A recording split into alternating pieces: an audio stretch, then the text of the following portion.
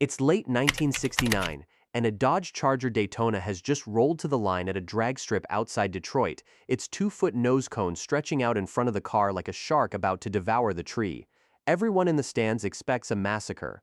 Under that hood sits a 426 Hemi, the most feared engine in America, rated at 425 horsepower and stuffed into a car that had already broken 200 miles per hour on a NASCAR superspeedway.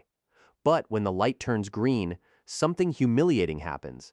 The Daytona bogs, it stumbles off the line like a car twice its weight, and by the time it crosses the stripe, it has been beaten by a base road runner running a smaller engine and a fraction of the aerodynamic engineering that went into that wild nose and wing.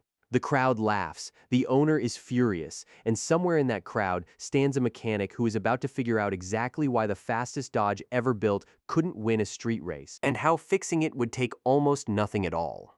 This is the story of the 1969 Dodge Charger Daytona, a car built to conquer NASCAR superspeedways and accidentally engineered to lose on the quarter mile, until one tuner's absurdly small mechanical change turned it into the car that could outsprint nearly anything else built in Detroit that year.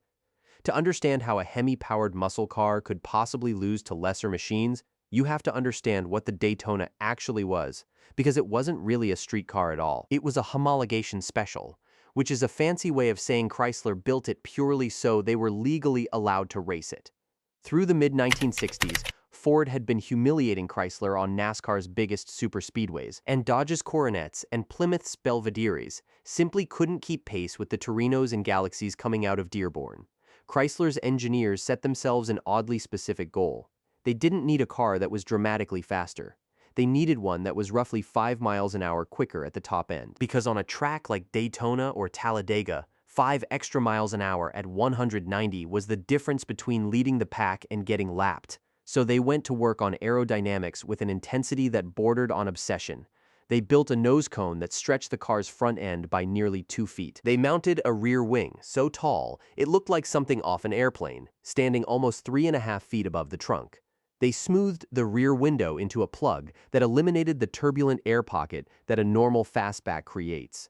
The result was a drag coefficient of around 0.28, a number that wouldn't look out of place on a modern sports car, let alone a 2.5-ton American sedan from 1969. NASCAR's rules required that a small number of these radical cars actually be sold to the public before Dodge could race the design. And that rule is the entire reason the Daytona exists as a street car at all. Somewhere around 500 of them were built, and fewer than 100 of those got the 426 Hemi, with most buyers opting for the more affordable 440 Magnum instead. This wasn't a muscle car designed by marketing executives trying to sell teenagers a fast image. It was a rolling wind tunnel experiment, wearing a license plate, built by engineers who cared about exactly one number: top speed on a high-banked oval. And that single-minded obsession with top speed is precisely where the trouble started, because everything Chrysler's engineers did to make the Daytona faster at 190 miles an hour made it worse at 0 to 60. A car built to be stable and slippery at superspeedway velocities needs completely different mechanical tuning than a car built to launch hard off a stoplight or a drag strip Christmas tree. The gearing tells the whole story. Depending on the transmission and axle package a buyer selected, the Daytona could be ordered with rear gear ratios as tall as 3.23 to 1, gearing chosen specifically to keep the engine's RPM low and comfortable at sustained high speed. Because an engine screaming near its red line for 300 or 400 laps around a superspeedway is an engine that grenades before the checkered flag. Even the more aggressive options, the 3.54 and 4.10 gears offered with the 4-speed manual and the Super Track Pack, were still compromises built around durability and top-end stability rather than raw acceleration. On paper, none of this looked like a problem. Chrysler's own numbers claimed the car could be a genuine 13-second quarter-mile machine, and to be fair, in a straight line with the right gearing and a good driver, it could get close. But that's the thing about paper numbers. They assume ideal conditions, a perfect launch, and a car sold with exactly the gearing you actually need for the kind of driving you're actually going to do with it. Most Daytona buyers weren't NASCAR teams. They were regular guys who wanted the meanest-looking car at the drag strip on a Friday night, and they were getting handed axle ratios that had been calculated for Talladega, not for the 8th mile behind their local dragway. Then there was the wait, And this is where the aerodynamic genius of the Daytona quietly became its own worst enemy. That 2-foot nose cone wasn't hollow fiberglass fantasy. It was a structurally reinforced piece bolted to the front subframe, and combined with the reinforced wing mounts out back, the Daytona ended up carrying a meaningful amount of extra weight compared to a standard Charger. Most of it concentrated right up front, over the front wheels, exactly where you don't want mass sitting when you're trying to launch a car hard off the line. Weight transfer is everything in a drag race. In the first fraction of a second after the light turns green, a car's weight needs to shift backward onto the rear tires to plant them and generate traction. And a nose-heavy car fights against that physics instead of working with it. Add to that the fact that the wing, brilliant as it was at holding the rear end planted at 190 miles an hour, did essentially nothing useful at 15 miles an hour rolling off a starting line. And you start to see the picture. The Daytona had been sculpted by wind tunnel engineers who never once asked themselves what would happen in the first 60 feet of a drag strip, because that question had never been on their list of priorities. Chrysler had built, with tremendous skill and enormous expense, one of the most aerodynamically sophisticated cars in American history, and then handed it factory gearing that made it feel sluggish anywhere except a high-speed oval. Owners noticed almost immediately, and the reaction was brutal. This was a car that cost buyers a premium over a standard Charger RT, roughly the price of a well-optioned family sedan on top of the base price. And they'd paid it expecting to embarrass every other muscle car on the street. Instead, stories started circulating through Mopar circles about Daytonas getting beaten by roadrunners with smaller engines, about Hemi Daytonas losing stoplight races to 446-pack Super Bs running lighter bodies and shorter gearing. The car's own reputation became a punchline before it had even been on the market a full year. Drag strip regulars started calling it the win car, a backhanded compliment that meant it was built for the highway and useless everywhere else. Dealers who'd struggled to move the things in the first place now had customers openly asking to trade them in for a regular Super B, because at least the Super B won races. Think about how strange that is for a moment. Chrysler had built arguably the most technologically advanced muscle car in America, a genuine engineering marvel that would go on to break the 200-mile-an-hour barrier on a closed course before any other stock car in history. And on a Friday night at the local strip, it was getting smoked by cars a fraction as sophisticated. The gap between what the Daytona was engineered to do and what its owners actually wanted to do with it had become a chasm, and nobody at Chrysler seemed to be in a hurry to bridge it. But here's where the story stops being about Chrysler's mistake and starts being about the people who refuse to accept it. Around drag strips in the industrial belt outside Detroit, word started moving through the grapevine about a tuner. A guy the regulars just called Gearhead Ray, who ran a small speed shop out of a converted garage and had a reputation for making Mopars launch harder than anyone thought possible. Ray wasn't a factory engineer. He didn't have a wind tunnel or a research budget or a team of PhDs. What he had was a lifetime of watching cars leave the line and an obsessive habit of actually measuring things instead of guessing at them.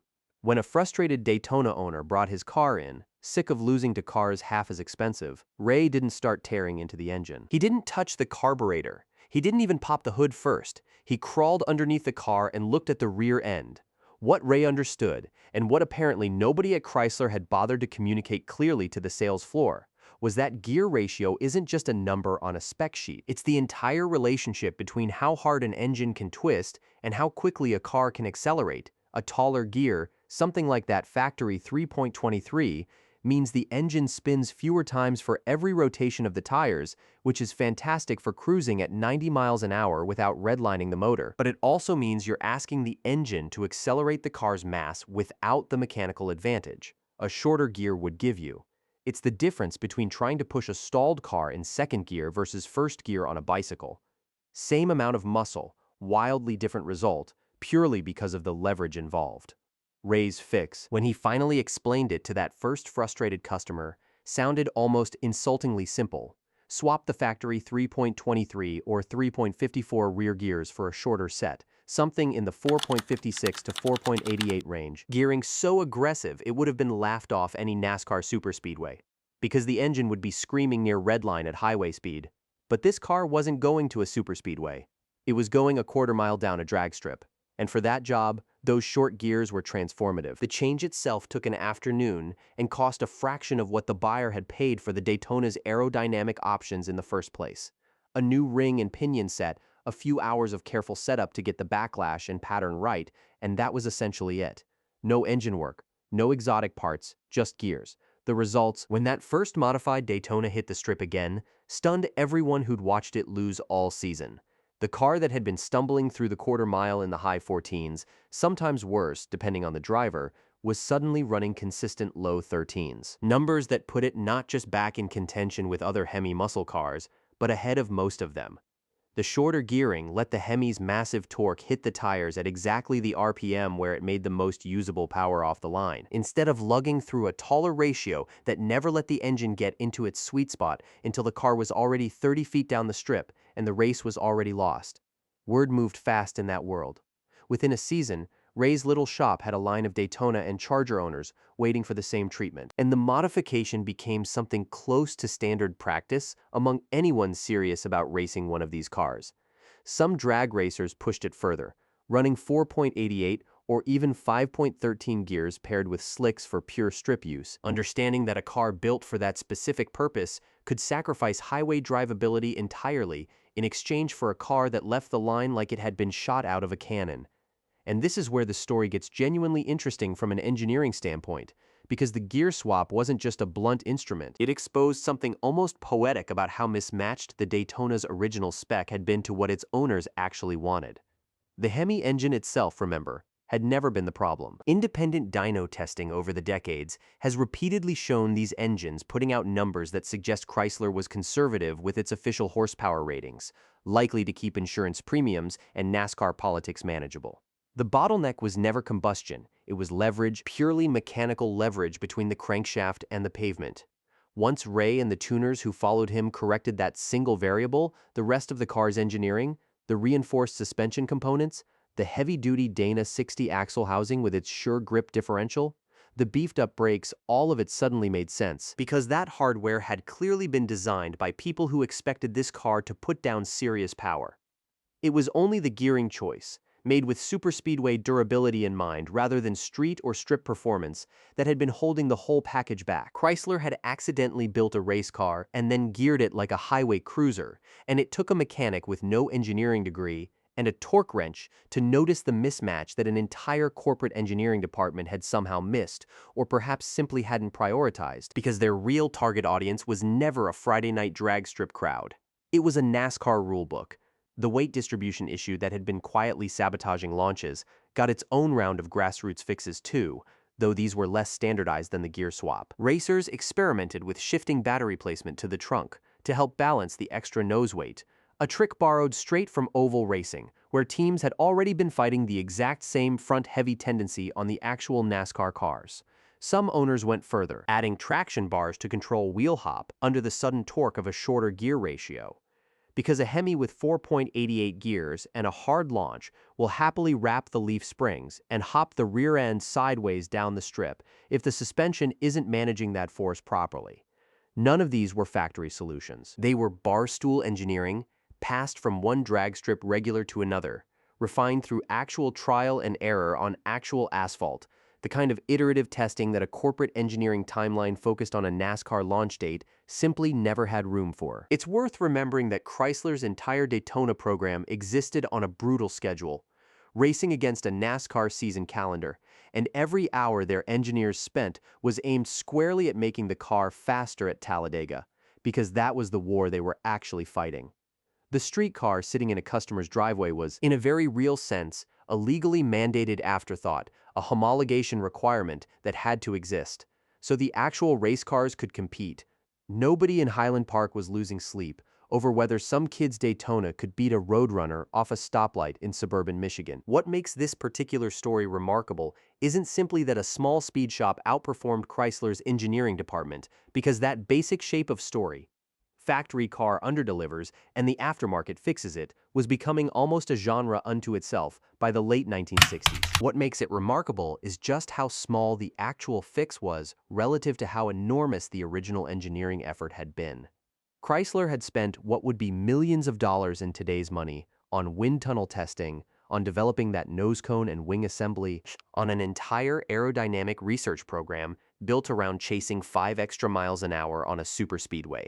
And the thing standing between a Daytona owner and quarter-mile glory the whole time was a gear set that probably cost less than the paint job on that Hemi orange fender. It's the kind of imbalance that should be impossible in a well-run engineering organization, and yet it happened because two completely different teams were optimizing for two completely different outcomes, and nobody at Chrysler ever quite closed the loop between the wind tunnel and the drag strip. The Daytona's reputation shifted dramatically once word of the gear swap spread through Mopar circles, and it's fascinating to watch how quickly a car can go from punchline to legend once its actual potential gets unlocked. Drag strips that had once hosted Daytona owners, as a kind of running joke, started seeing modified cars post numbers that embarrassed everything else in their class.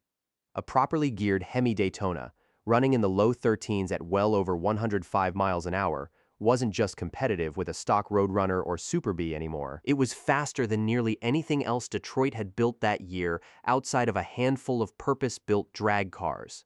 And because the underlying Hemi engine had genuine headroom that Chrysler's conservative factory ratings had never fully advertised, tuners kept pushing further. Some began experimenting with even more aggressive gear sets alongside period-correct headers and dual-point ignition tuning, chasing numbers that crept toward the high 12s, territory that would have seemed like pure fantasy to that first embarrassed owner who dropped his car off with Ray, convinced he'd bought the biggest disappointment in Chrysler history. The collector market's relationship with the Daytona has followed almost exactly the arc you'd expect from a car with this kind of story, and it's a genuinely strange one to trace. Through the 1970s and into the 1980s, these cars were, if anything, a liability. That wild nose and wing looked outdated fast once the muscle car era collapsed under insurance costs and emissions regulations. And a car this impractical, this expensive to maintain, and initially this disappointing on the street, was an easy thing for owners to walk away from. Plenty of Daytonas were parked in barns, wings drooping under years of dust, or worse, stripped of their aero pieces entirely by owners who just wanted a normal-looking Charger. But by the 1990s and accelerating hard through the 2000s, collectors figured out exactly what they were looking at, arguably the single rarest and most technologically significant American muscle car of the entire era. A genuine homologation special with a direct lineage to a 200-mile-an-hour NASCAR record. Today, a numbers-matching Hemi Daytona in top condition can sell for close to $1 million at auction, a figure that would have seemed absurd to that dealer back in 1969, who was practically begging customers to trade theirs in for something that could actually win a street race. The very rarity that made the car a headache to own in period, only around 70 Hemi cars were built out of roughly 500 total Daytonas, is exactly what makes it a museum piece today. Think for a moment about what almost didn't happen here. If nobody had bothered to crawl under that car and question the gearing, if the frustration of a few embarrassed owners had simply curdled into a permanent reputation as an overpriced disappointment, the Daytona might be remembered today purely as a curiosity. A car whose aerodynamic ambition outran its practical usefulness. A NASCAR footnote rather than a street legend. Instead, because one tuner with no engineering credentials and no corporate authority decided that a car this capable had no business losing to a base Roadrunner, the Daytona earned a second reputation to sit alongside its NASCAR record as one of the hardest-launching, quickest street Hemis of its era once it was set up correctly. That's the part of this story that deserves more attention than it usually gets. The 200-mile-an-hour speed record is the famous headline, the thing everyone already knows. But the quiet correction that happened in small speed shops across the industrial Midwest, the realization that Chrysler's engineers had built a car so specialized for one specific task that it needed outside help to be good at the much simpler task most owners actually wanted, that's the part of the story that explains who these cars really were built for and who eventually had to finish the job. There's a broader lesson buried in all of this that goes well beyond one wild-looking Dodge, and it's a lesson that shows up again and again across the muscle car era. Whenever you dig into the real history behind the marketing, factory engineering, even brilliant factory engineering, is always optimizing for something specific, some particular set of goals dictated by rulebooks and sales targets and corporate priorities that don't always line up with what an individual owner actually wants from the car sitting in their driveway. Chrysler's engineers weren't incompetent. They built one of the most aerodynamically advanced cars of the decade, a genuine milestone in automotive history, using tools and methods that were cutting edge for 1969. But they were solving a NASCAR problem, not a drag strip problem, and those two problems, despite both involving straight lines and speed, required almost entirely different mechanical solutions. It took someone outside that system, someone with no stake in the NASCAR rulebook and no obligation to Chrysler's sales targets, to look at the car with fresh eyes and ask the simple question nobody in Highland Park had time to ask.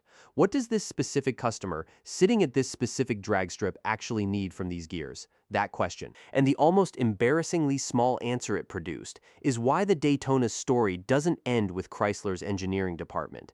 It ends in a converted garage with a torque wrench, a new set of gears, and a mechanic willing to bet that the smartest people in Detroit had missed something obvious. Every time a modern tuner pulls a factory car apart looking for the one overlooked setting that unlocks real performance. Every time someone at a local shop insists that a mismatched gear ratio or an overlooked calibration is holding back a car that everyone else has already written off, they're following a path that guys like Ray were walking more than 50 years ago underneath a Hemi orange nose cone, proving that the difference between a legend and a punchline can come down to something as small as the teeth on a gear.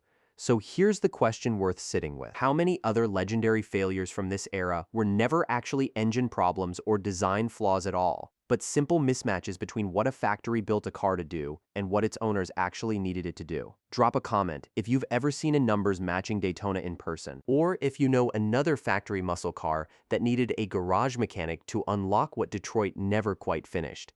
And if you want more of these deep dives into the machines that almost got forgotten before someone figured out how to fix them, hit subscribe, because there are a lot more of these stories still buried in old service bulletins and dusty speed shop ledgers waiting to be told.